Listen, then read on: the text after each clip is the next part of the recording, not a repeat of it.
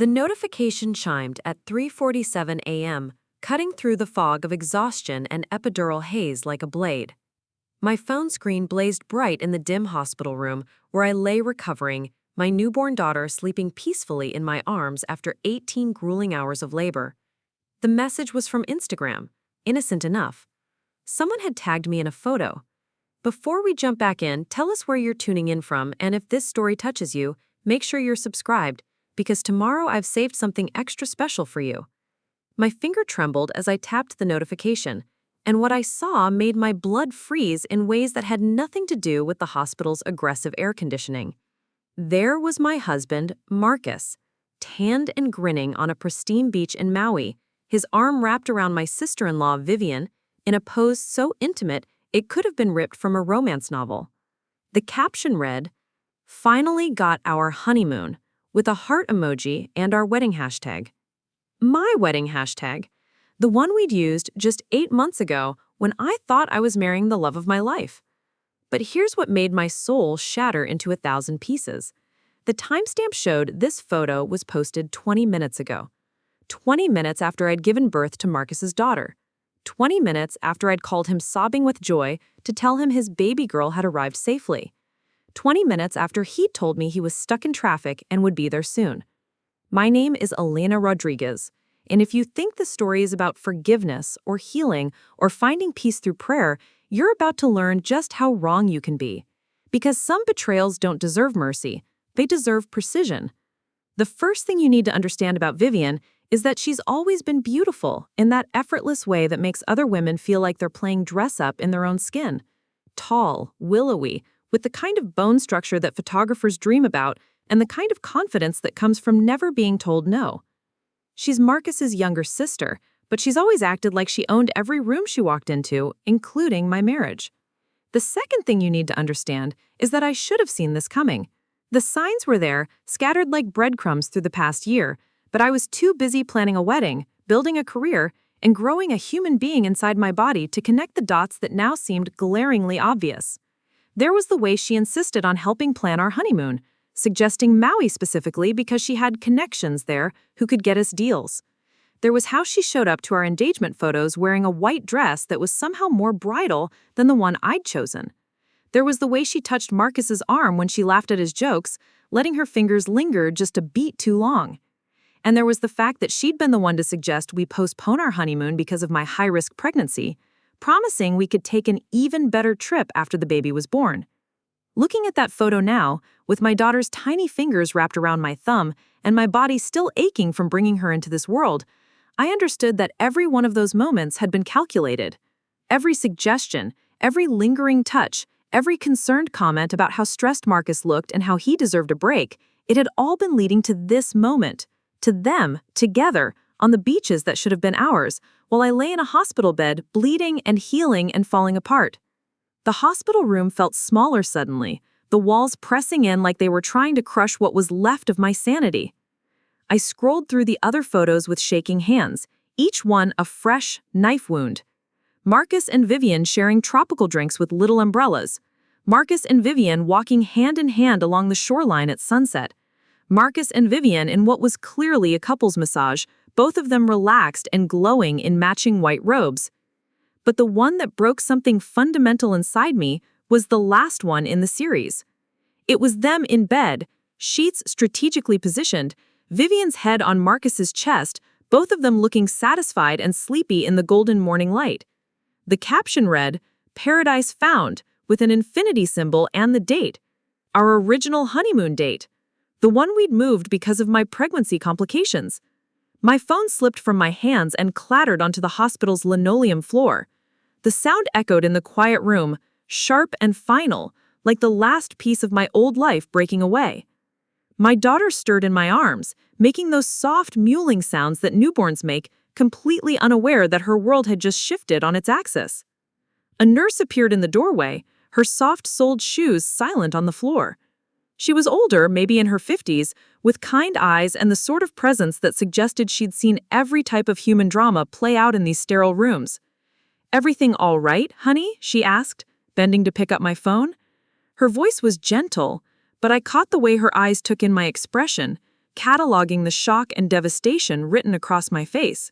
"I'm fine," I whispered, the lie tasting bitter on my tongue. "Just tired." She handed me the phone, her fingers warm against mine. "You know, in 40 years of nursing, I've learned that sometimes the hardest births aren't the physical ones. Sometimes it's the birth of who we're meant to become that hurts the most." I looked at her sharply, wondering if somehow she'd seen what was on my screen, but her expression remained neutral, professional. She checked my vitals, adjusted my blankets, and left me alone with my daughter and my shattered world. That's when I noticed the other notifications. Text messages, missed calls, voicemails. All from numbers I recognized. Friends, family members, coworkers. People who'd seen the photos. People who were probably wondering if I knew.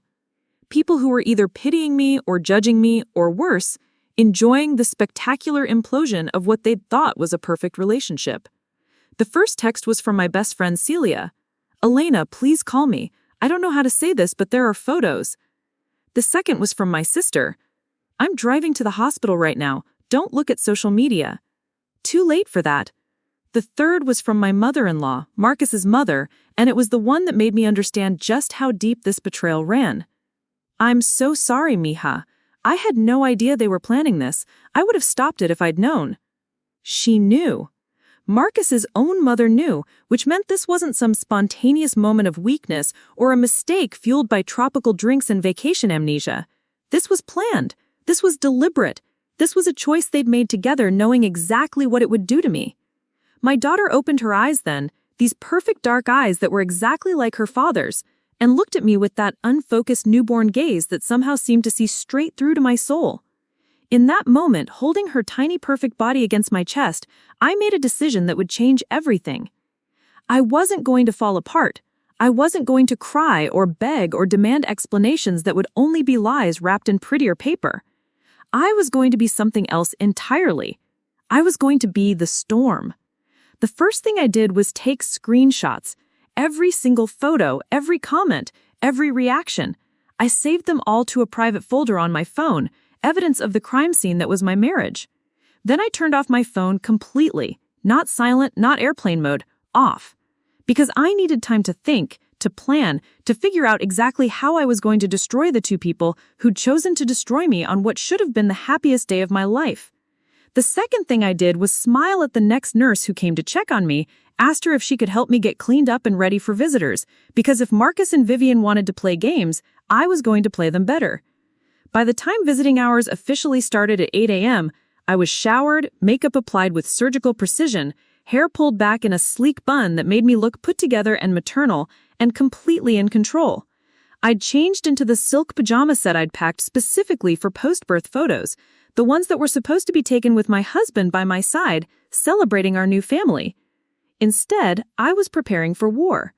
Celia arrived first, bursting through the door with the kind of barely controlled panic that suggested she'd been awake all night figuring out how to handle this situation. She stopped short when she saw me, clearly expecting to find me destroyed and weeping. Instead, I was sitting up in bed, holding my daughter, looking serene. "Elena," she said carefully, the way you might approach a wild animal. "Honey, are you okay?" "I'm perfect," I said, and meant it. "Come meet your goddaughter." She approached slowly, her eyes searching my face for cracks in the facade. "Elena, about the photos." "What photos?" I asked, tilting my head slightly. "I haven't looked at social media today. I've been a little busy having a baby." Celia's mouth opened, then closed. She looked at my phone, which sat silent and dark on the bedside table, then back at my face. "You haven't seen them." "What?" I kept my voice light, curious, completely unbothered. Preparing and narrating this story took us a lot of time, so if you're enjoying it, subscribe to our channel. It means a lot to us. Now back to the story. Is something wrong? And that's when I saw the first flicker of doubt cross her face. Because Celia knew me better than almost anyone, and she knew I was lying. But she also knew that if I was choosing to lie, there was a reason for it. So instead of pushing, she sat down in the visitor's chair and held out her arms for the baby. "Nothing important," she said finally. "Tell me about this beautiful girl." We spent the next hour talking about normal things, baby names and feeding schedules, and how much she looked like her father. I could see Celia watching me carefully, waiting for me to crack, but I didn't give her the satisfaction. I was calm, happy, glowing with new motherhood. If she hadn't seen those photos herself, she might have believed I didn't have a care in the world. My sister arrived next, followed by my mother, both of them armed with flowers and balloons and the kind of forced cheer that people bring to funeral homes. They'd clearly coordinated their approach, probably spent the drive over discussing how to break the news to me gently, how to manage my inevitable breakdown. But there was no breakdown. There was just me, radiant and peaceful, introducing them to their new niece and granddaughter. When my mother hesitantly brought up Marcus, mentioning that it was strange he wasn't here yet, I just smiled and said he'd be along soon. He was probably just picking up something special to celebrate. The lie slipped out so easily it surprised me. But then again, lies were going to be necessary for what I was planning.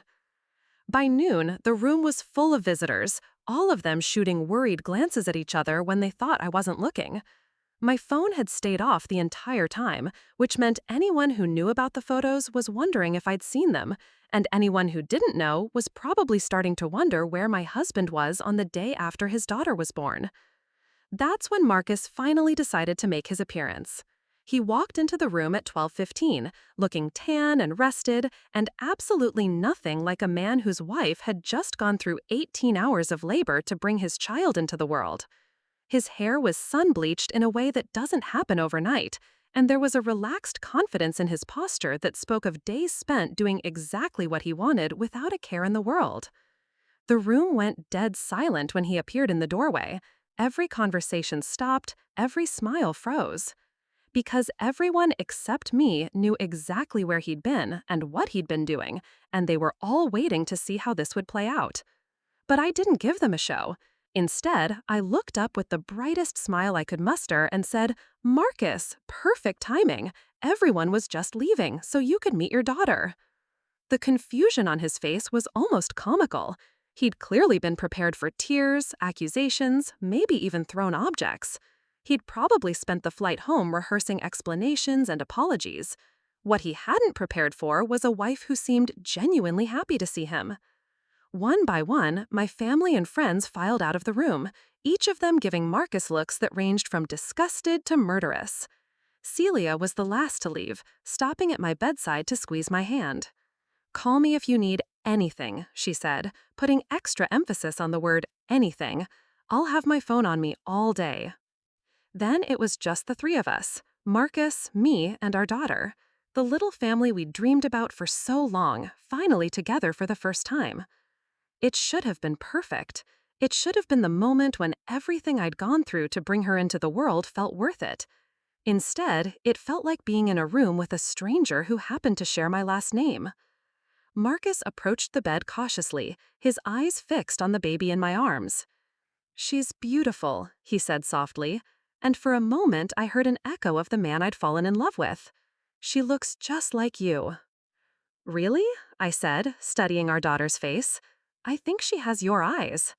He leaned in closer, reaching out to touch her tiny hand, and I caught a scent that made my stomach turn.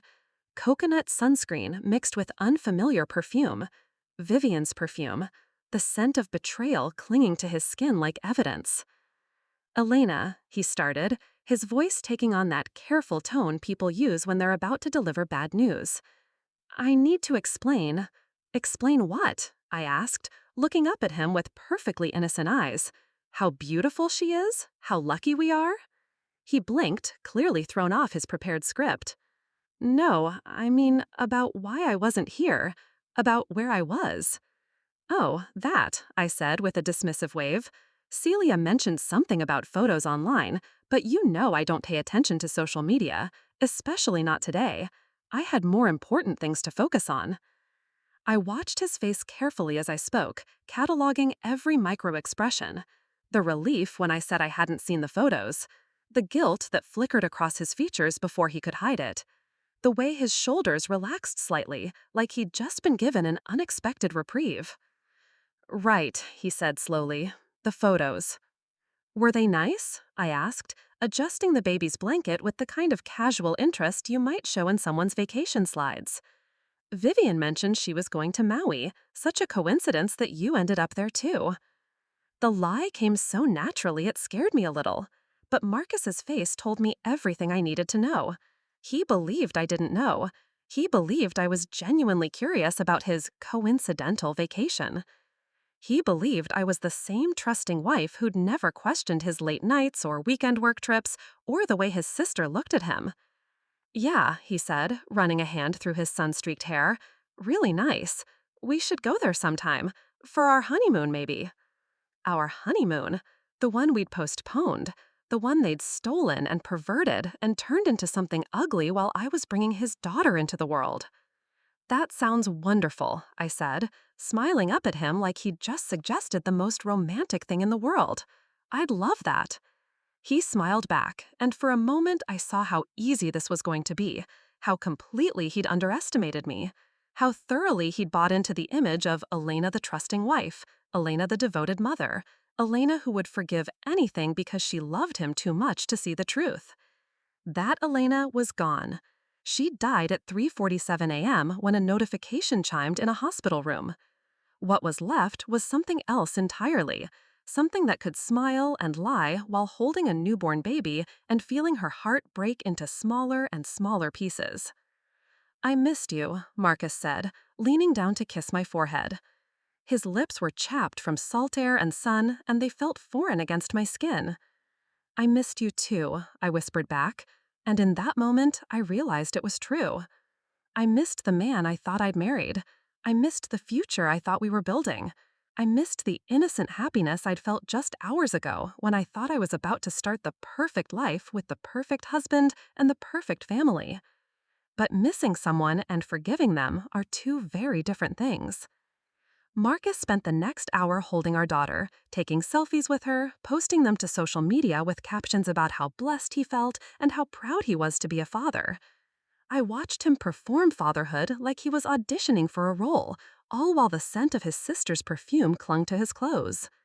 When the nurse came in to check on us, she mentioned that visiting hours would be ending soon and asked if Marcus would be staying the night. Hospital policy allowed one overnight visitor, and most new fathers jumped at the chance to bond with their babies and support their wives through the first difficult night. "Actually," Marcus said, glancing at his phone, "I should probably head home. Get some rest, you know? Big day tomorrow with work and everything." Work. On a Saturday. The day after his daughter was born. "Of course," I said smoothly, "you must be exhausted from your trip." Something flickered across his face when I said that, but he covered it quickly. "Yeah, the time change is brutal." He kissed my goodbye, kissed the baby's forehead, and promised to be back first thing in the morning. Then he was gone, leaving me alone with our daughter and the silence that felt heavier than anything I'd ever carried. That's when I finally turned my phone back on. The notifications came flooding in like a digital avalanche. Hundreds of them. Comments, messages, missed calls, voicemails. The photos had been shared and reshared, screenshotted and sent through group chats. People were talking. People were choosing sides. People were waiting to see what I would do. But the notification that caught my attention wasn't about the photos at all. It was a credit card alert. A charge for $3,247 at some resort in Maui, posted to our joint account at 2:15 a.m. Pacific time, while I was in labor. While I was bringing his daughter into the world, Marcus was charging champagne and room service and probably rose petals on the bed to the credit card that was supposed to be for family expenses. I stared at that notification for a long time, holding my sleeping daughter and feeling something cold and sharp crystallize in my chest. Because that charge told me everything I needed to know about how carefully this had been planned. They hadn't just stolen my honeymoon, they'd made me pay for it. That's when I started making calls of my own. The first call was to my bank. I explained that there seemed to be some fraudulent charges on our joint account and I needed to freeze it immediately, pending an investigation. The customer service representative was very understanding, especially when I mentioned that I'd just given birth and was concerned about identity theft. Within minutes, every card connected to that account was deactivated. The second call was to my lawyer. Not the family lawyer who'd handled our will and Marcus's business contracts. My lawyer. The one I'd hired 3 months ago when something deep in my gut started whispering that I needed to protect myself and my unborn child. The one who'd been quietly documenting assets and preparing for a possibility I'd hoped would never come to pass. "Elena," she said when she picked up, her voice sharp and alert despite the early hour, "I saw the photos. Are you ready to move forward?" "Yes," I said, the word coming out steady and sure. "I'm ready." The third call was to a private investigator. Because if Marcus and Vivian thought this was just a moment of weakness, just a mistake that could be forgiven and forgotten, they were about to learn just how wrong they were. I needed to know how long this had been going on. I needed to know how deep the betrayal ran. I needed ammunition. By the time the sun set on what should have been the most beautiful day of my life, I had a legal team, a private investigator, and a plan that would systematically dismantle everything Marcus and Vivian thought they'd built together. But more than that, I had clarity. For the first time in months, maybe years, I knew exactly who I was and what I was capable of. I wasn't the trusting wife who'd ignored red flags because she was too in love to see straight. I wasn't the victim who would cry and beg for explanations. I was a mother now. And mothers protect their children from people who would hurt them, even when those people share their DNA. My daughter stirred in my arms, making those soft newborn sounds that pulled at something primal and fierce in my chest. I looked down at her perfect face, at the future I was going to build for her, and made her a promise. Your daddy and your aunt think they're very clever, but Mama's going to teach them what clever really looks like. Outside my window, the city lights twinkled like stars, and somewhere out there, Marcus was probably calling Vivian, telling her how well the first day had gone, how I hadn't suspected anything, how easy it was going to be to manage this situation. They had no idea that the storm was just beginning. And storms, I was learning, don't announce themselves with thunder and lightning. Sometimes they gather quietly, building strength in the silence, waiting for the perfect moment to unleash everything they've been holding back. Tomorrow, when Marcus came back to the hospital with flowers and apologies and explanations that were really just more lies, he'd find the same smiling wife who'd greeted him today. The same woman who seemed blissfully unaware of what he'd done. What he wouldn't know is that every smile would be calculated, every word would be chosen, every moment of apparent forgiveness would be another step in a plan that would leave him with nothing. Because the woman he'd betrayed while she labored to bring his child into the world wasn't the same woman who'd be going home from this hospital. That woman had been soft, trusting, willing to see the best in people even when they showed her their worst. This woman was something else entirely. This woman was justice in a silk nightgown, and she was just getting started. The morning light filtered through the hospital blinds with the kind of gentle warmth that promised a beautiful day. I had been awake since 4, not because my daughter needed feeding, but because my mind was racing with the precision of a Swiss watch, calculating every move in the elaborate chess game I was about to play. Sleep had become optional the moment I decided to become someone new. Marcus arrived at exactly 9:15 with a bouquet of white roses and the kind of guilty smile that probably worked on other women. He moved with the confident stride of a man who believed his secret was safe, who thought his wife was too naive and too in love to connect the obvious dots. He had no idea that I would spend the hours before dawn making calls that would systematically destroy the life he thought he was protecting. "Good morning, beautiful," he said, leaning down to kiss my cheek. The smell it hit me again, that mixture of coconut and vanilla's signature vanilla perfume, now layered with expensive cologne that he definitely didn't own before his trip. "How did you sleep?" I replied, accepting the roses with a smile that felt like glass cutting my face from the inside. "These are gorgeous. White roses were always your favorite, weren't they?" Something shifted in his expression just for a microsecond. White roses were Vivian's favorite, not mine. I'd always preferred wildflowers, something natural and untamed. But Marcus had forgotten that detail somewhere between his real wife and his sister, and now he was realizing his mistake. "I thought you'd like them," he said carefully, setting the bouquet on the windowsill. "Different from your usual, but beautiful." "Everything feels different now," I said, gazing down at our daughter with the kind of maternal serenity that belonged in Renaissance paintings. Having her has changed my perspective on so many things. He relaxed slightly, probably interpreting my words as some sort of post-birth emotional revelation, rather than the warning they actually were. Men like Marcus always assume women's emotions are random and irrational, never calculating and purposeful. It was a mistake that would cost him everything. "I brought breakfast," he said, producing a bag from the expensive cafe downtown, the same cafe where he'd taken me for our third date, where he'd told me he was falling in love with me. The irony wasn't lost on me that now he was using our romantic history as a prop in his deception. "Your favorite bagel with cream cheese and lox." Except it wasn't my favorite. It was Vivian's. Another small slip that told me just how thoroughly he'd confused his women. I accepted the bagel with gratitude, took a small bite, and complimented him on remembering exactly what I liked. The lies were becoming easier, flowing like water now that I understood the game we were playing. "Marcus," I said, settling back against the pillows with our daughter cradled against my chest, "I've been thinking about names. I know we discussed Isabella, but what about Vivian, after your sister? She's been so good to us, and family names are important." The color drained from his face so quickly I thought he might actually faint. He stared at me like I'd just suggested we name our daughter after his secret mistress, which, in a way, I had. The panic in his eyes was delicious, the way he scrambled to find words that wouldn't give him away. "Vivian?" he repeated, his voice cracking slightly. "I don't think that's necessary.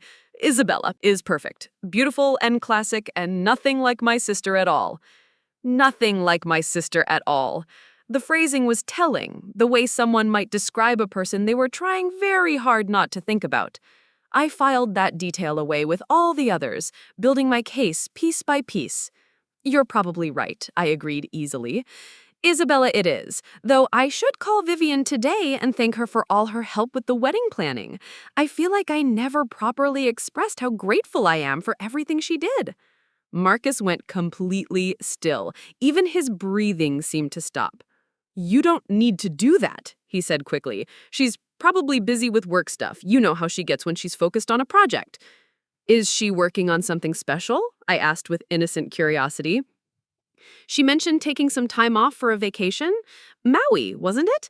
Such a coincidence that you both ended up there."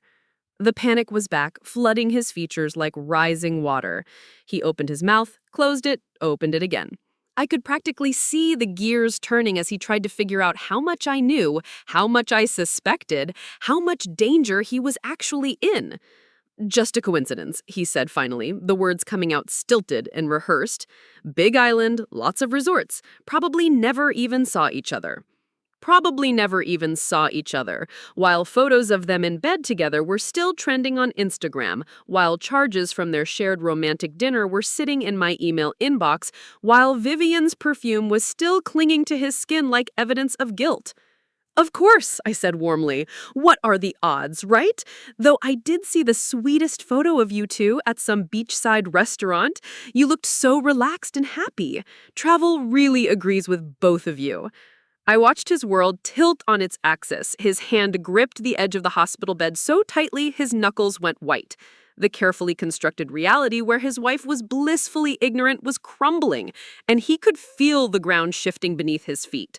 "You saw photos?" he whispered, his voice barely audible. "Just one," I said with a casual shrug. "Someone tagged me by mistake, I think. You were both smiling, looked like you were having such a wonderful time. I'm so glad you got to relax after all the stress with the pregnancy and everything." Marcus was sweating now, actual beads of perspiration forming on his forehead despite the hospital's Arctic air conditioning. He was trapped between admitting to the affair and trying to maintain the lie, and either choice would destroy him. It was beautiful to watch, the way a controlled demolition is beautiful, precise, inevitable, deeply satisfying. "Elena, I can explain," he started, but I cut him off with a gentle laugh. "Explain what? That you and your sister both needed a vacation? That you both happened to choose the same beautiful destination? There's nothing to explain, sweetheart. Sometimes the universe just works out perfectly." The universe, as if cosmic forces had arranged for him to betray me with his sister while I was in labor, rather than his own selfish choices and complete moral bankruptcy. But Marcus seized on the explanation like a drowning man grabbing a life preserver. "Right," he said, relief flooding his voice. "Just one of those weird coincidences. Small world and all that." "Exactly," I agreed, smiling up at him with all the warmth and trust he'd thrown away. "Though next time you should coordinate better. You could have shared a room, saved some money for the baby's college fund." I felt him shudder at the suggestion, probably imagining how that particular arrangement might have looked to the outside world. Or maybe he was shuddering because they had shared a room, shared a bed, shared intimacies that should have belonged to his wife while she was bringing his daughter into the world. The morning progressed with Marcus growing increasingly uncomfortable as I peppered our conversation with innocent comments about his trip, about Vivian, about how a close family we were. Every word was carefully chosen to twist the knife deeper while maintaining the facade of ignorant bliss. By the time the discharge nurse arrived with my paperwork, he looked like he'd aged a decade. "Ready to go home, Mrs. Rodriguez?" she asked cheerfully, completely unaware of the psychological warfare taking place in her sterile domain. "More than ready," I said, meaning it in ways she couldn't possibly understand. "I can't wait to start our new life as a family." The drive home was quiet, except for Isabel's occasional whimpering from her car seat. Marcus kept glancing at me in the rearview mirror, probably wondering if the other shoe was going to drop, if this was all an elaborate setup for a confrontation that would shatter his carefully constructed world. But I just stared out the window, watching familiar neighborhoods roll by, thinking about how different everything looked now that I was seeing it through clear eyes. Our house sat on Maple Street like a testament to middle-class success, with its manicured lawn and white picket fence and the kind of architectural charm that real estate agents call move-in ready. I'd loved this house once, had spent hours planning how we'd fill it with children and laughter and the comfortable chaos of a happy family. Now it felt like a stage set, pretty and hollow and designed to deceive. Marcus carried Isabella inside while I gathered the overnight bag and the flowers he'd brought, the white roses that belonged to another woman. The house smelled like the vanilla candles Vivian had given me for my birthday, another detail that now seemed loaded with meaning. Had she been marking her territory even then, claiming space in my home with her signature scent? "I'll put these in water," I said, holding up the roses. "They're too beautiful to waste." "Elena," Marcus said as I moved toward the kitchen, his voice heavy with something that might have been guilt or might have been fear. "Are we okay? I mean, really okay?" I turned back to him, cradling the roses against my chest like they were precious, rather than a symbol of everything wrong with our marriage. Why wouldn't we be okay? We have a beautiful daughter, a lovely home, a bright future ahead of us. What more could I possibly want? The question hung in the air between us, loaded with implications he was too afraid to examine. What more could I want? How about a husband who didn't sleep with his sister? How about a marriage built on truth instead of lies? How about the honeymoon that belonged to me rather than the woman who'd spent years undermining everything I tried to build? But Marcus chose to take my words at face value, nodding with relief that looked almost pathetic. "Right," he said, "we have everything we need. Everything except honesty, fidelity, and basic human decency." But those were minor details in his version of our perfect life. The afternoon passed in a blur of domestic normality that felt surreal given what I now knew. Marcus heated up casseroles that neighbors had dropped off, changed Isabella's diapers with the kind of theatrical enthusiasm that suggested he was performing fatherhood rather than living it, and made phone calls to family members announcing our safe arrival home. Every gesture felt calculated, every word chosen to maintain the illusion that we were the happy family everyone expected us to be. At 3 p.m., he announced he needed to run to the office for a few hours, just to catch up on some urgent emails and check in with his team. A month ago, I would have been annoyed, but understanding. New fathers have responsibilities, after all, and he'd been gone for several days. Now I knew better. Of course, I said, not looking up from where I was feeding Isabella. Take all the time you need. We'll be fine here. He hesitated in the doorway, probably waiting for me to protest or guilt him about leaving his wife and newborn daughter alone so soon after coming home from the hospital. When I didn't react, he seemed almost disappointed, like he'd been prepared for a fight that might have cleared the air between us. "I'll be back by 7 for dinner," he said finally. "Perfect. I'll order something special to celebrate our first night as a family." He left with the kind of guilty haste that told me exactly where he was going and who he was going to see. Probably Vivian, probably to discuss damage control and how to manage the situation now that they weren't sure how much I knew. Let them plan and strategize and convince themselves they were clever enough to handle whatever suspicions I might have. It would make their eventual destruction that much sweeter. The moment his car disappeared around the corner, I got to work. My laptop was still set up in the home office, the room that had been meant for a nursery before we decided to put Isabella's crib in our bedroom for the first few months. The irony wasn't lost on me that I was planning my husband's downfall in the space where I'd once imagined reading bedtime stories to our children. The private investigator I'd hired had already sent his preliminary report. Marcus and Vivian's affair had been going on for 8 months, starting just 2 weeks after our wedding.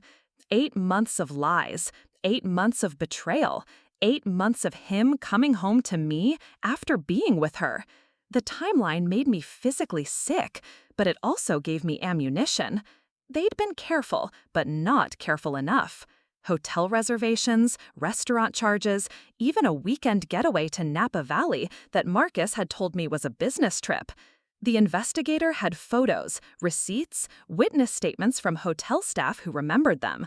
It was a comprehensive catalog of adultery that would destroy any claim Marcus might make to being a devoted husband. But the affair was just the beginning. The real surprise was what else the investigator had uncovered.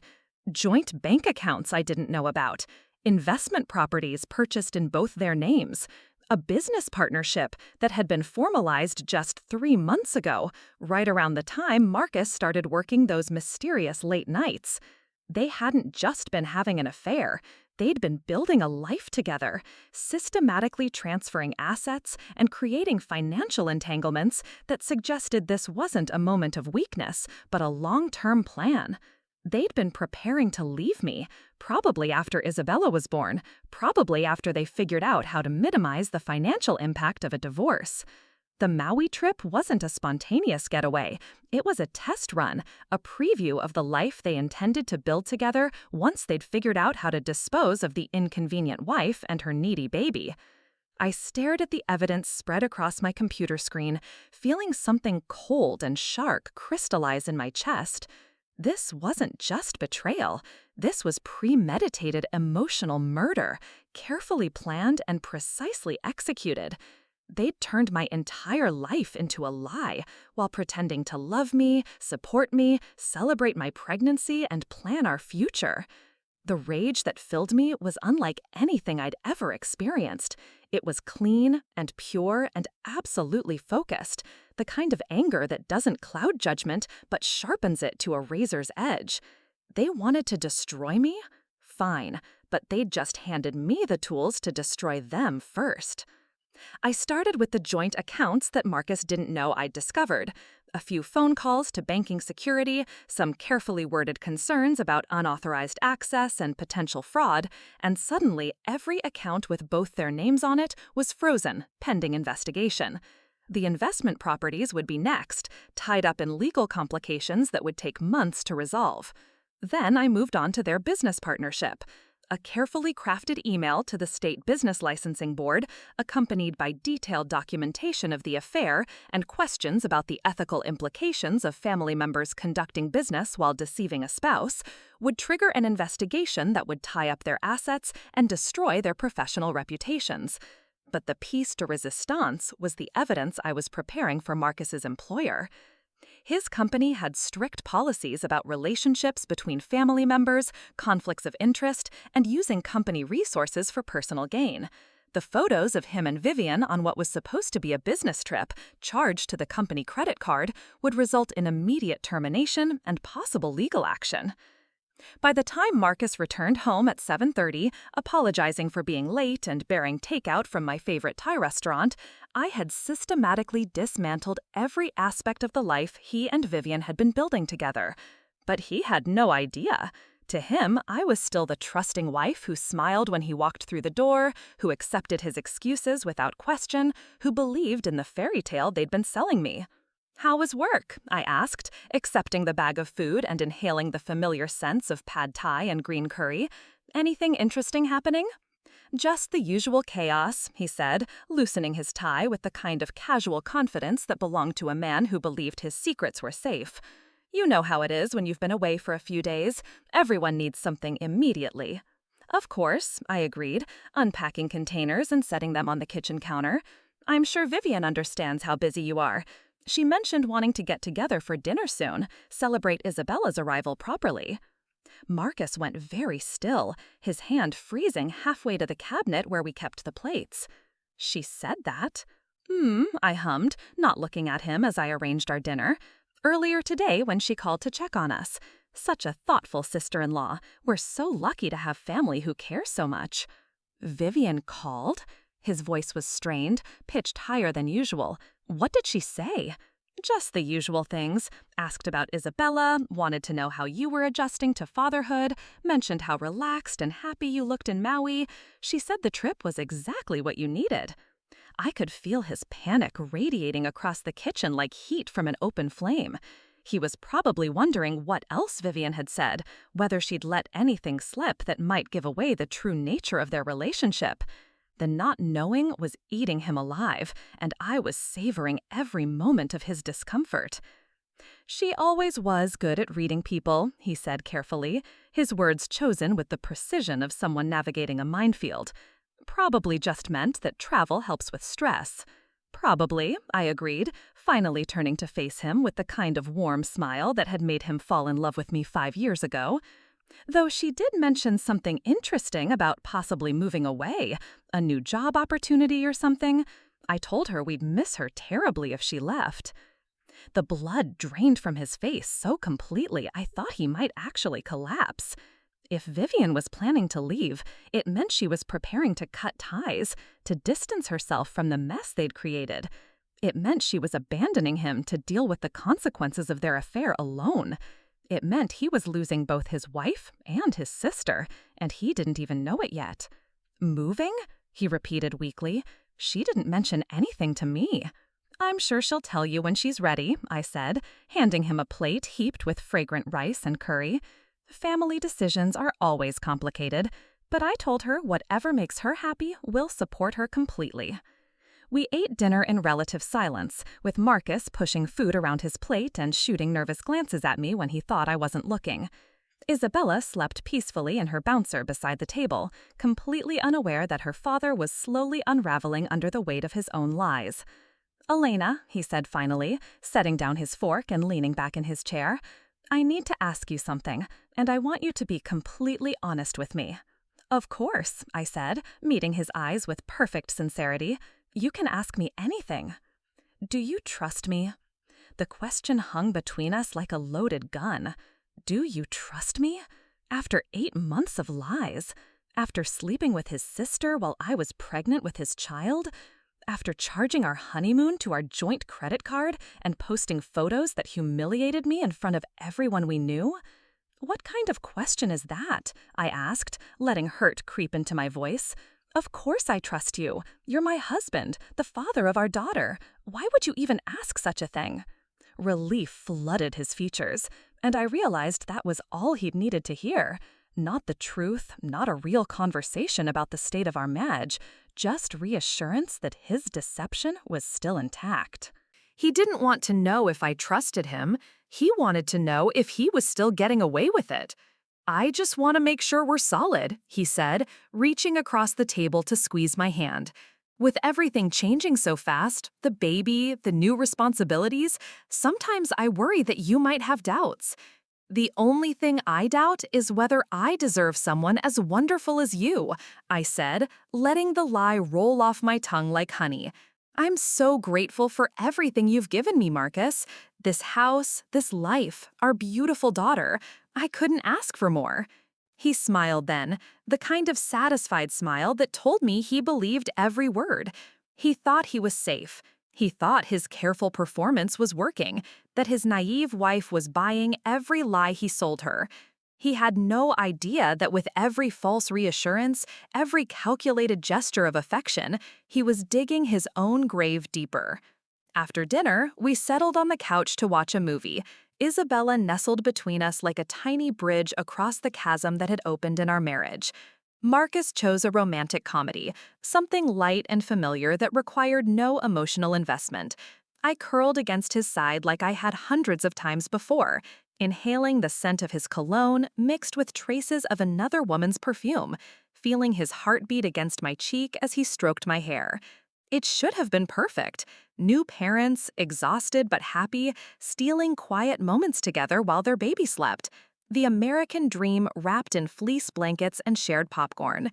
Instead, it felt like lying beside a stranger, pretending intimacy with someone who'd chosen to destroy everything we'd built together.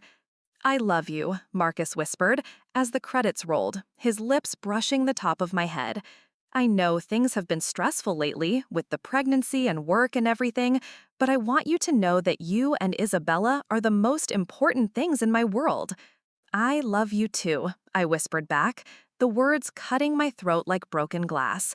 Because I had loved him, desperately and completely, and with the kind of blind faith that makes women ignore red flags and excuse inexcusable behavior.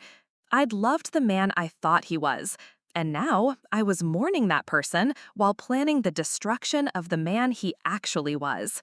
We went to bed at 10, moving through our nighttime routine with practiced efficiency. Marcus brushed his teeth, I checked on Isabella one more time, we both changed into pajamas and slipped under covers that still smelled like the vanilla candles Vivian had chosen for our bedroom. He fell asleep almost immediately, exhausted by the effort of maintaining his deception. But I lay awake in the darkness, listening to his steady breathing, feeling the warmth of his body beside me, thinking about how different everything would be by this time tomorrow. The wheels I'd set in motion would start turning at 9 a.m. sharp when his boss opened the email I'd sent with photographic evidence of Marcus's affair and misuse of company resources. By noon, the banking investigations would begin. By evening, the business licensing board would launch their inquiry. Within a week, Marcus would lose his job, his savings, his business partnership with Vivian, and any hope of maintaining the fiction that he was an honorable man. He'd be scrambling to explain himself, desperately trying to contain the damage, probably blaming everyone but himself for the consequences of his choices. And through it all, I would be the supportive wife, shocked and hurt by these revelations, standing by my husband while privately ensuring his complete destruction. I reached over and touched his face gently, tracing the familiar lines of his cheek and jaw. He stirred slightly, but didn't wake, too comfortable in his bed of lies to sense the danger sleeping beside him. Tomorrow, when his world started crumbling, he'd probably look back on this moment as the last time he felt truly safe. But tonight, he slept peacefully, dreaming whatever dreams adulterers have, while his wife planned his systematic annihilation with the precision of a Swiss watchmaker and the patience of a spider waiting for prey. The storm was coming, and Marcus had no idea he was about to be swept away by the very woman he'd underestimated and betrayed. He thought he knew me, thought he understood what I was capable of, thought he could manage me like he'd been managing me for 8 months. He was about to learn just how wrong a man could be about the woman sharing his bed. The first domino fell at exactly 9:13 on Tuesday morning while I was feeding Isabella her bottle and Marcus was in the shower, humming off-key as water cascaded over his traitorous skin. His phone buzzed once, then twice, then erupted into a continuous symphony of notifications that made him shut off the water and stumble from the bathroom with a towel wrapped hastily around his waist. "What the hell?" he muttered, snatching the device from the nightstand. The color left his face as he scrolled through message after message, each one apparently more devastating than the last. I watched from the nursery chair, rocking gently with our daughter, the picture of domestic tranquility while chaos consumed the man who'd destroyed my trust. "Everything all right, honey?" I called sweetly, not bothering to look up from Isabella's perfect face. "You sound upset." Marcus appeared in the doorway, still dripping, his eyes wild with panic. "I've been fired," he said, the words coming out strangled and disbelieving. "They're saying I misused company resources, had inappropriate relationships with business partners. They want me in the office immediately to collect my things." I gasped, clutching Isabella protectively against my chest. "Fired? But that's impossible. You're the best employee they have. There must be some mistake." "They have photos," he whispered, staring at his phone like it contained evidence of his own execution. "Photos of me and Vivian at dinner in Maui. Someone sent them documentation of our business dealings, claimed there were conflicts of interest." "Photos?" I repeated, infusing my voice with exactly the right amount of confusion and concern. "What kind of photos? And what business dealings? I thought Vivian worked in marketing." The trap was closing around him, and he could feel it. Marcus ran his free hand through his wet hair, leaving it standing in chaotic spikes. "It's complicated, Elena. The business partnership, it was supposed to be a surprise, an investment in our future." "A secret business partnership with your sister?" I stood slowly, still cradling Isabella, moving toward him with the careful steps of someone approaching a wounded animal. "Marcus, that doesn't make sense. Why would you hide something like that from me?" He opened his mouth, closed it, opened it again. The lies he'd been weaving for 8 months were unraveling faster than he could repair them, and panic was making him sloppy. It wasn't hiding exactly, just waiting for the right time to explain. But now, with these accusations and the photos, everything looks wrong. "What accusations?" I pressed gently, my voice full of wifely concern rather than the satisfaction that was burning in my chest. "Sweetheart, you're scaring me. What exactly are they saying you did?" His phone buzzed again, and he glanced at it with the expression of a man watching his own funeral. "I have to go," he said abruptly, pushing past me toward the closet. "I need to get dressed, get to the office, figure out how to fix this." I followed him, Isabella making soft cooing sounds that seemed obscenely peaceful given the destruction unfolding around us. "Should I call a lawyer? My father knows some good employment attorneys. This sounds like discrimination or wrongful termination." "No," Marcus said quickly, pulling on clothes with jerky, desperate movements. "No lawyers yet. I just need to explain the situation, clear up the misunderstanding. Everything will be fine." But everything wouldn't be fine, and we both knew it. The evidence I'd provided to his employer was ironclad, photographic proof of his affair, coupled with detailed financial records showing how he'd used company resources to fund his betrayal. There was no explanation that would make this go away, no misunderstanding that could be cleared up with charm and apologies. He kissed my forehead before leaving, a desperate gesture that felt more like goodbye than see you later. "I love you," he said, the words heavy with guilt and fear. "Whatever happens, remember that I love you and Isabella more than anything." "I know you do," I replied, meaning it in a way he couldn't possibly understand. Because he did love us, in his selfish, compartmentalized way. He loved the version of me that didn't ask difficult questions, the comfortable life we'd built together, the idea of being a father to a beautiful daughter. He just loved his sister more, loved the excitement of forbidden passion more, loved the thrill of deception more than he valued our marriage vows. After he left, I settled back into the nursery chair and called my lawyer to set the next phase in motion. Marcus's termination was just the appetizer. The real meal was about to begin. By Wednesday, the banking investigations had frozen every account Marcus shared with Vivian. He came home that evening looking haggard and desperate, his usually perfect appearance disheveled in a way that spoke of sleepless nights and unanswered phone calls.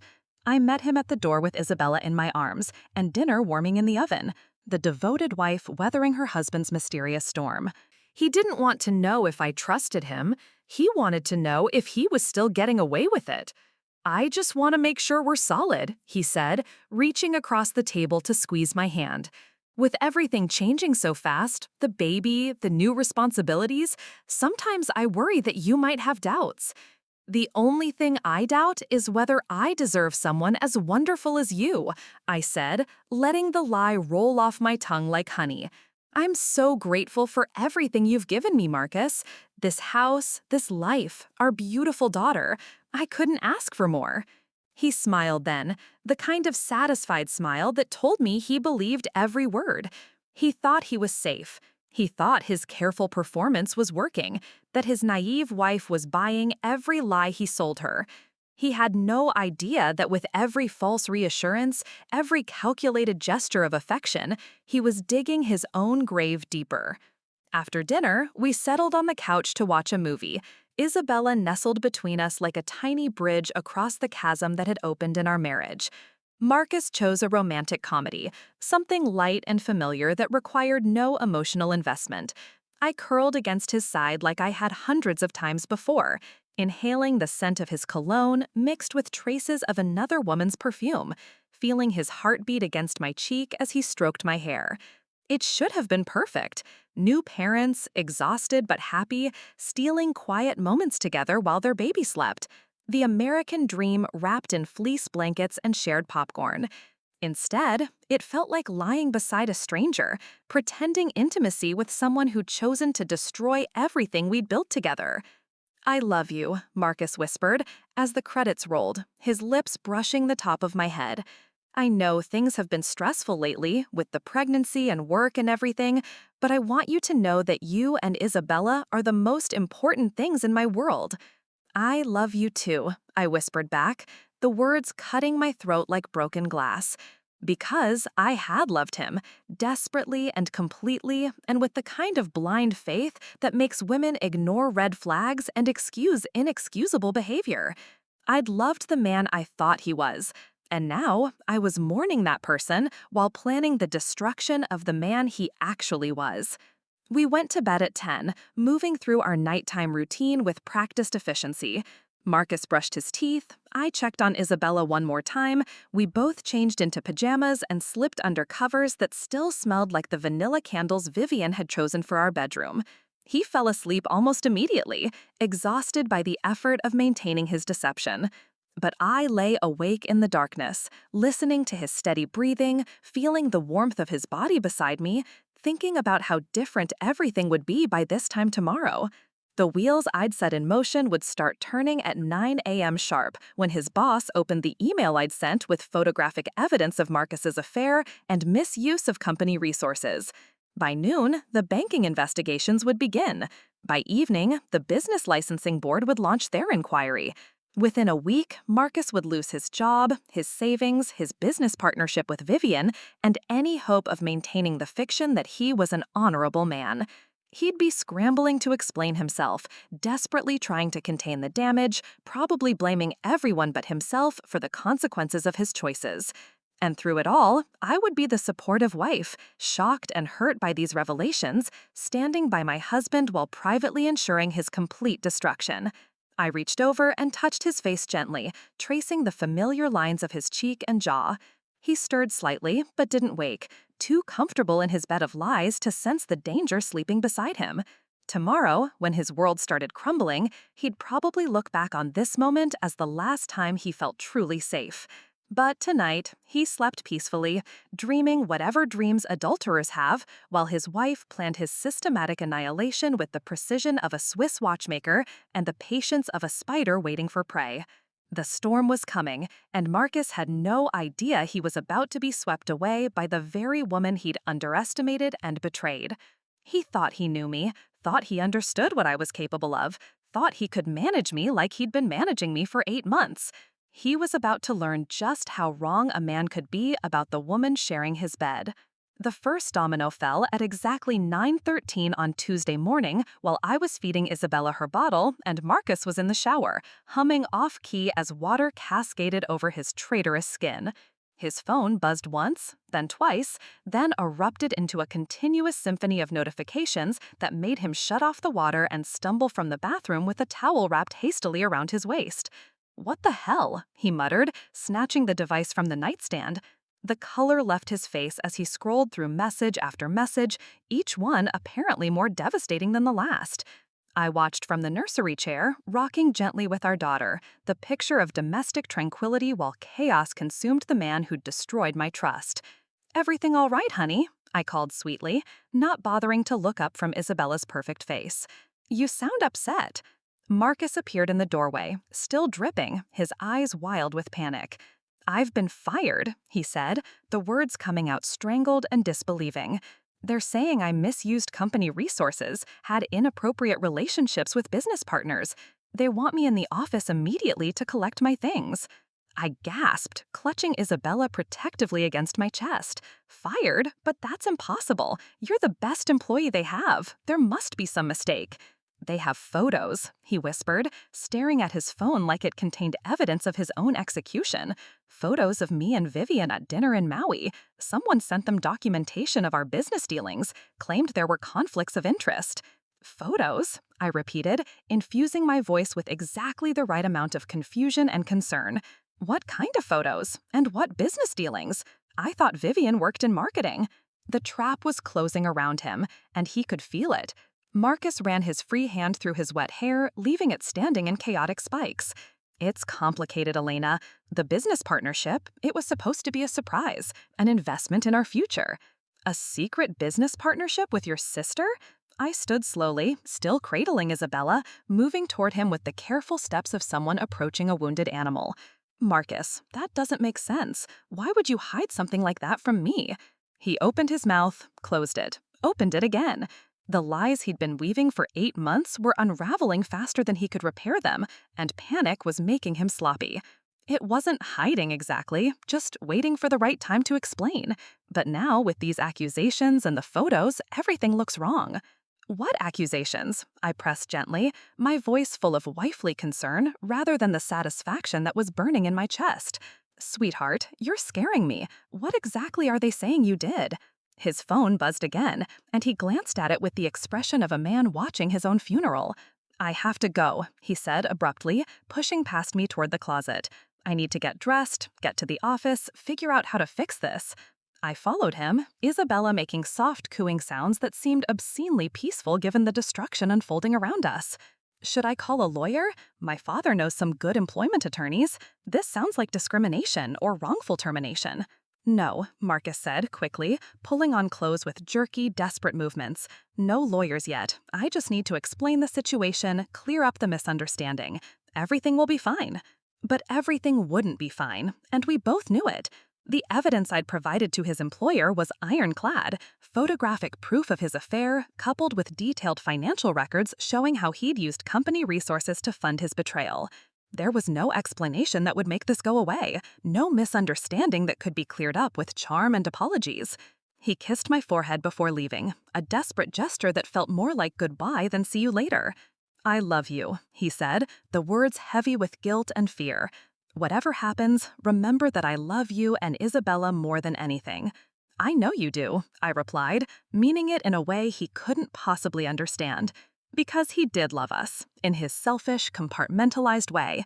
He loved the version of me that didn't ask difficult questions, the comfortable life we'd built together, the idea of being a father to a beautiful daughter.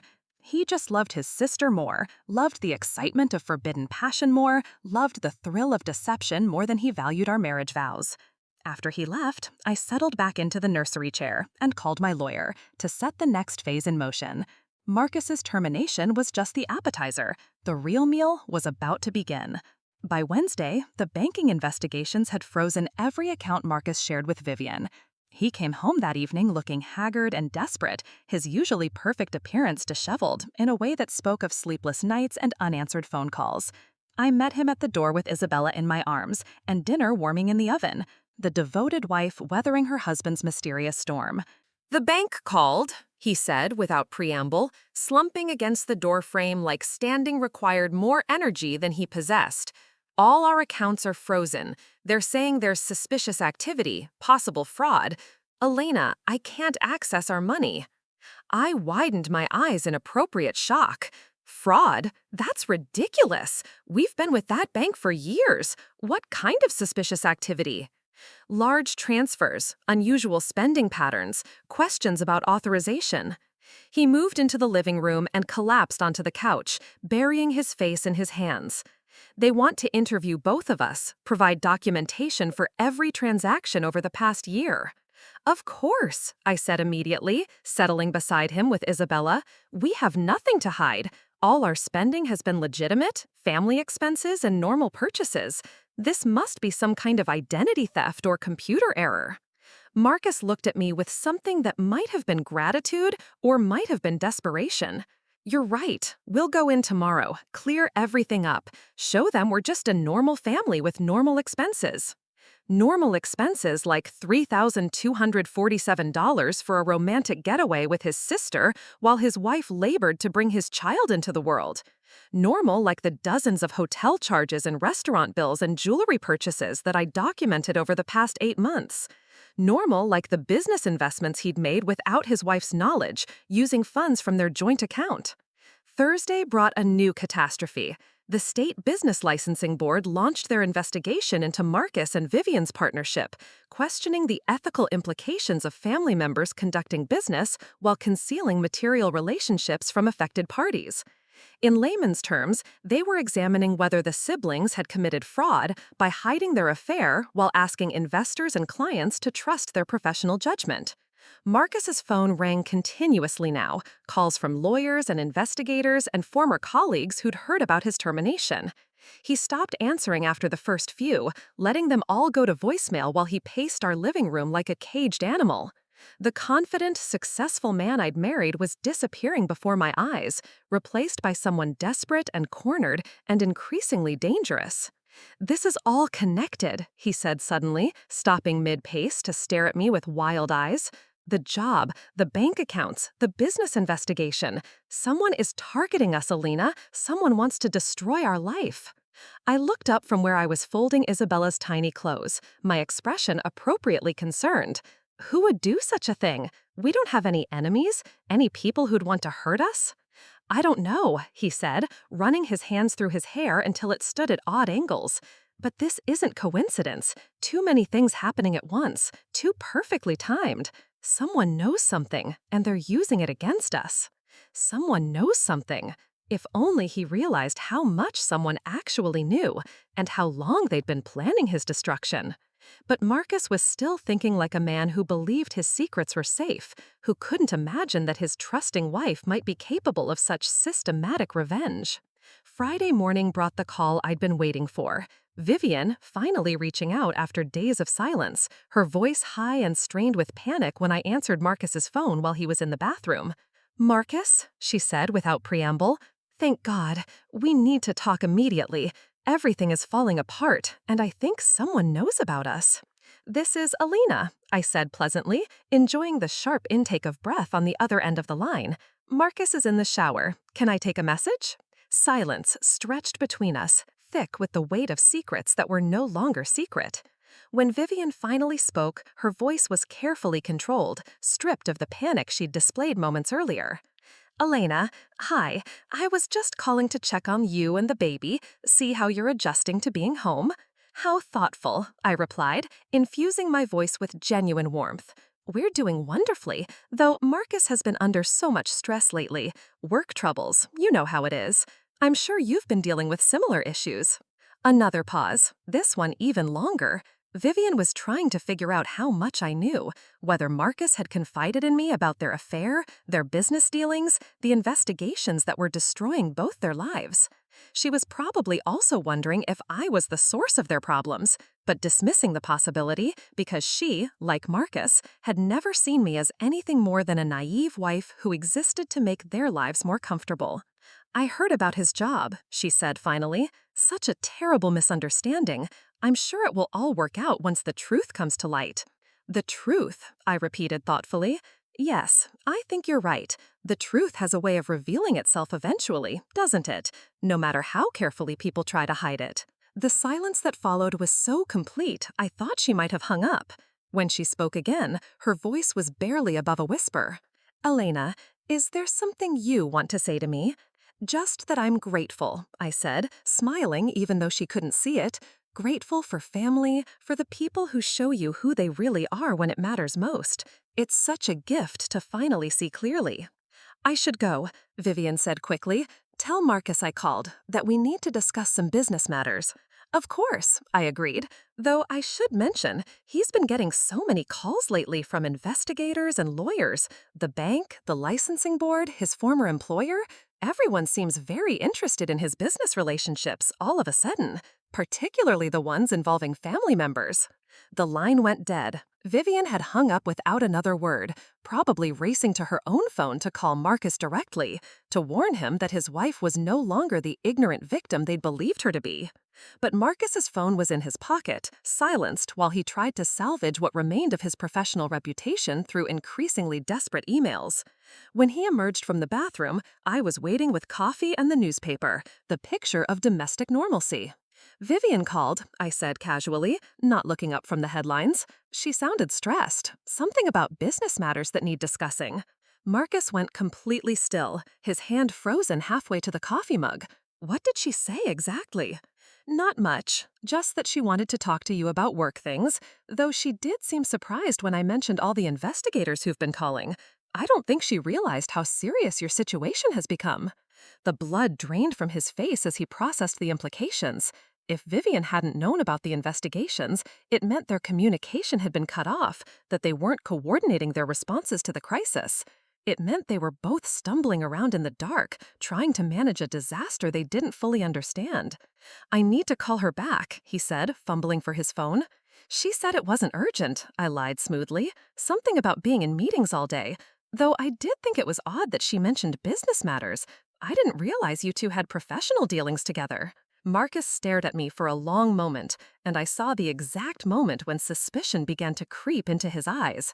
Not certainty, not yet, but the first tiny doubt about whether his wife was really as naive as he'd believed.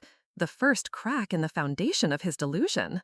We don't, he said finally. Not really. Just family stuff, nothing important. Of course, I agreed easily. Family is always complicated, isn't it? So many secrets and hidden dynamics. Thank goodness we've always been honest with each other. The accusation hung in the air between us like smoke, invisible but impossible to ignore. Marcus opened his mouth to respond, then closed it, probably realizing that any protest would only make him sound more guilty. Instead, he grabbed his phone and headed for his office, desperate to contact Vivian and figure out how much damage had been done. But Vivian wasn't answering her phone anymore. According to the private investigator's latest report, she'd driven to her apartment, packed 2 suitcases, and checked into a hotel across town, using cash and a fake name. She was running, abandoning Marcus to face the consequences of their affair alone. Saturday brought the final revelation that would complete Marcus's destruction. A certified letter from family court delivered while he was at the hardware store trying to fix a leaky faucet that had been dripping for weeks. I signed for the envelope and placed it carefully on the kitchen counter where he'd be sure to see it when he returned. Inside were divorce papers, meticulously prepared and devastating in their thoroughness. 8 months of documented adultery, financial deception, and emotional abuse. Demands for full custody of Isabella, the house, and every asset we'd accumulated during our marriage. A restraining order preventing him from contacting Vivian or interfering with my life in any way.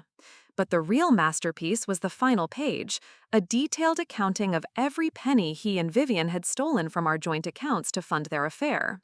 Hotel rooms, expensive dinners, jewelry, the Maui trip that was supposed to be our honeymoon, all of it documented, all of it grounds for criminal charges if I chose to press them. Marcus found the envelope when he returned from his hardware store mission, still flushed with the minor victory of purchasing the right gasket for our bathroom faucet. I watched from the living room as he opened it, watched his face change from confusion to shock to devastating understanding. "Elena," he called, his voice strange and hollow. "Could you come here for a minute?" I appeared in the kitchen doorway with Isabella in my arms, the picture of innocent curiosity. "What is it, sweetheart? You look pale."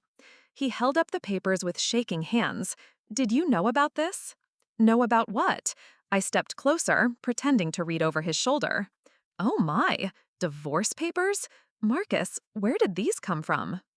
"They have your signature," he whispered, staring at me like he was seeing a ghost. "Elena, these are from you. You're divorcing me." I met his eyes steadily, and for the first time in weeks, I let the mask slip. Let him see the woman I'd become, the one who'd been planning his destruction while he slept peacefully beside her. The one who'd smiled and lied and pretended forgiveness while systematically dismantling his entire existence. Yes, I said simply, I am. The papers fluttered from his hands to scatter across the kitchen floor like fallen leaves. Marcus stared at me with complete bewilderment, his mouth opening and closing without producing words. This wasn't how the script was supposed to go. His naive wife was supposed to remain naive. His comfortable life was supposed to continue undisturbed. His affair with Vivian was supposed to be his perfect secret.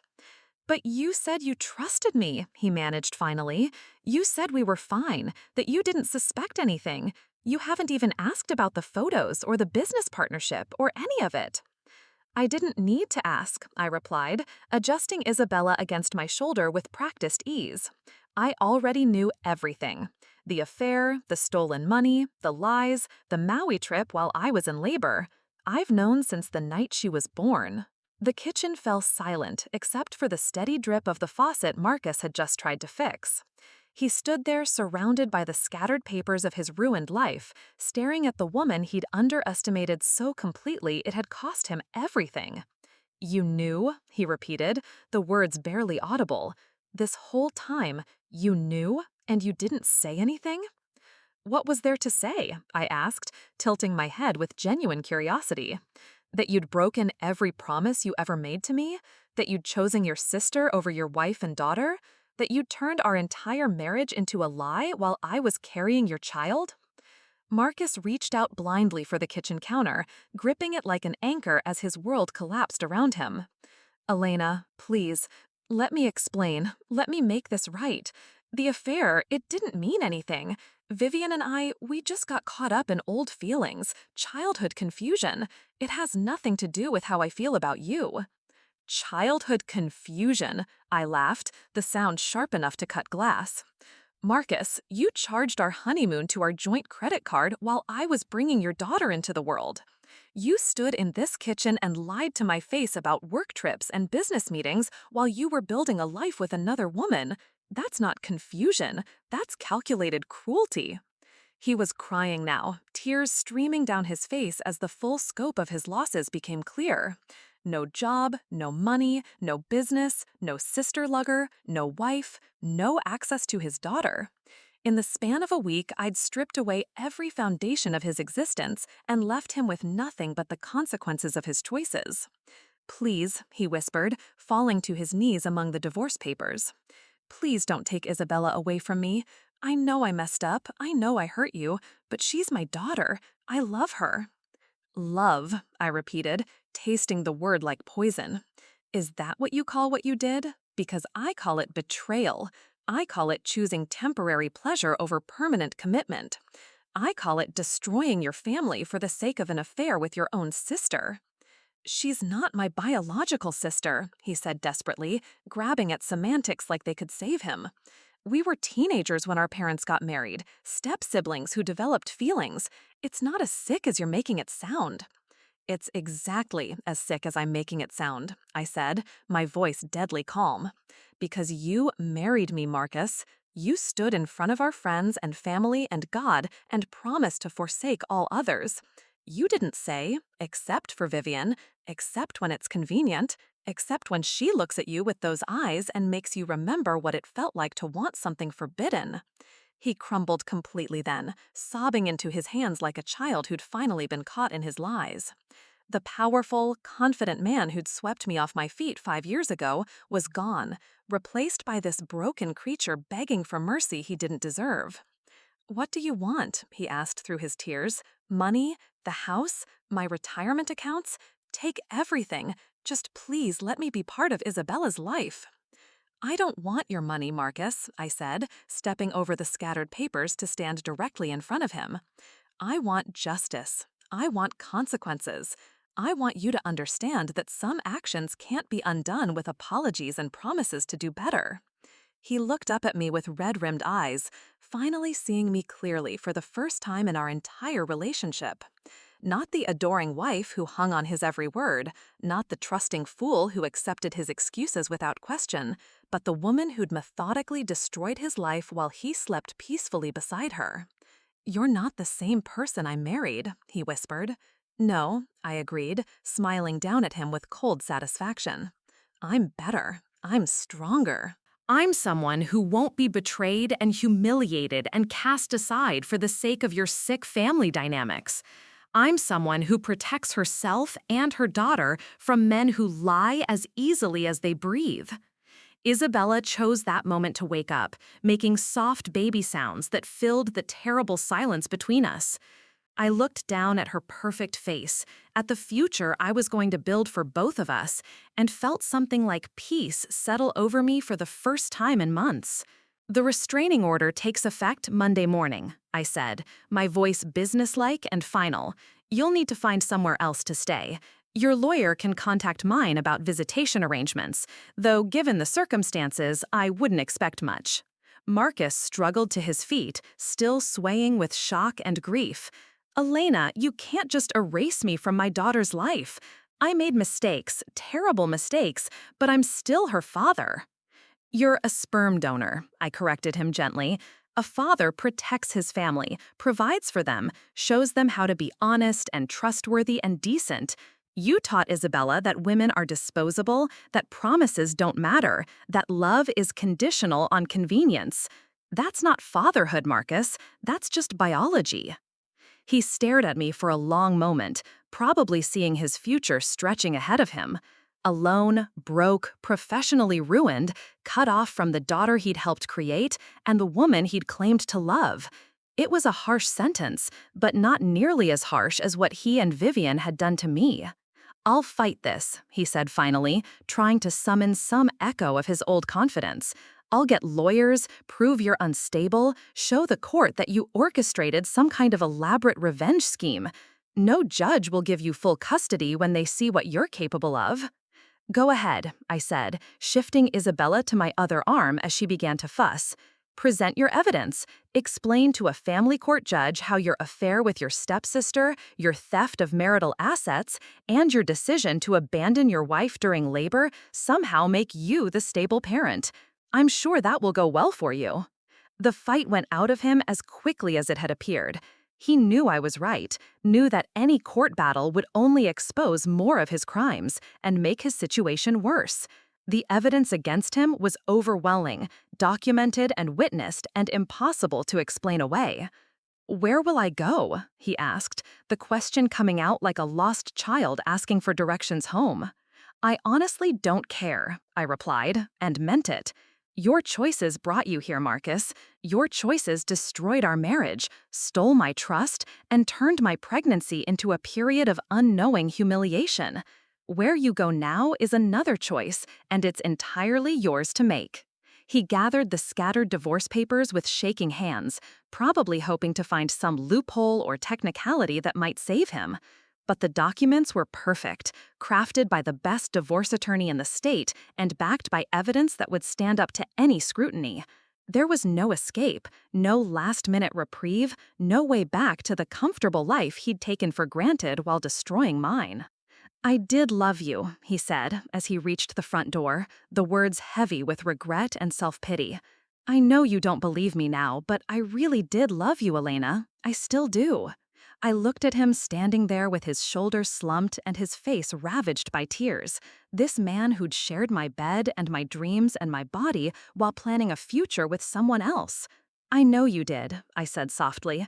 "In your own selfish, limited way, you loved me as much as you were capable of loving anyone. The tragedy is that it wasn't enough. It was never going to be enough." He left then, walking out of the house we'd chosen together, away from the life we'd built and the daughter we'd created, and the woman he'd underestimated so completely it had cost him everything. I watched through the window as he loaded his suitcases into his car, probably wondering how everything had gone so wrong so quickly. But I knew the answer. Everything had gone wrong the moment he decided I was too trusting to fight back, too naive to see through his lies, too weak to protect myself and my daughter from his betrayal. He'd confused love with blindness, devotion with stupidity, forgiveness with doormat behavior. Those mistakes had cost him his career, his money, his business partnership, his affair partner, his wife, and his daughter. In trying to have everything, he'd lost it all. As his car disappeared around the corner, I closed the door and turned back to my house. My house now, according to the divorce papers. My sanctuary, where Isabella and I would build a new life free from lies and betrayal and men who thought love meant never having to face consequences for their actions. Isabella was sleeping again, peaceful and perfect in my arms, completely unaware that her world had just been restructured around protecting her from the kind of man who would choose momentary pleasure over lasting commitment. She would grow up strong, I decided. She would know her worth, demand honesty from the people in her life, and never accept betrayal as the price of being loved. The house felt different already, lighter somehow without the weight of Marcus's deception filling every corner. I walked through the rooms that were finally mine, planning changes and improvements and new beginnings. The vanilla candles Vivian had given me would be the first to go, replaced with scents I actually enjoyed, instead of ones chosen by the woman who'd been systematically destroying my marriage. My phone buzzed with a text from Celia. "Saw Marcus leaving with suitcases. Are you okay?" "Never better," I replied, and meant it. "Come by tomorrow. We have so much to catch up on." The response was immediate. "I'll bring wine and we can celebrate your freedom."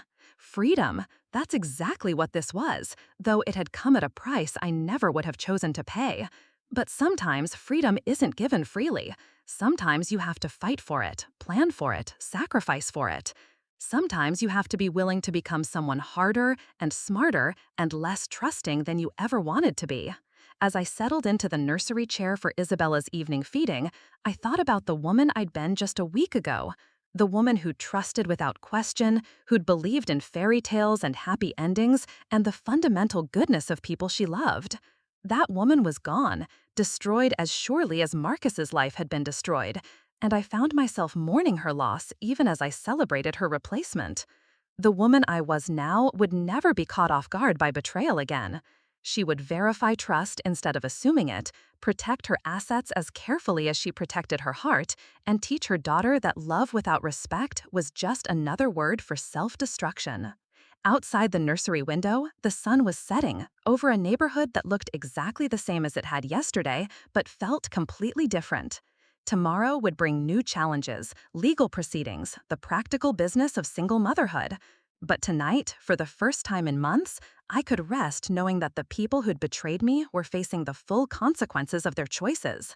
Marcus would probably spend the evening in some cheap hotel, calling Vivian and getting no answer, wondering how his perfect plan had collapsed so completely. Vivian was probably already on a plane to somewhere far away, running from the investigation and the scandal and the man she'd helped destroy. And I was here, in my house, with my daughter, building the foundation of a life that would never again be built on lies. The notification sound from my phone broke the peaceful silence, and I glanced at the screen expecting another message from a friend or family member checking on me.